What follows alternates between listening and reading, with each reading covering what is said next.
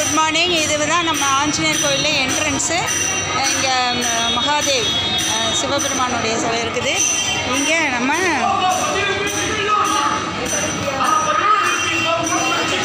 சுண்டு வரலையே கோவர்த்தன மலையை தூக்கி மக்களை எல்லாம் பார்த்த அந்த காட்சி இங்கே வச்சுருக்குறாங்க. பாருங்கள், சூப்பராக இருக்குது. ஓகேங்களா? மேலே அங்கே கலசம் தெரியுது, தரிசனம் பண்ணிக்கோங்க.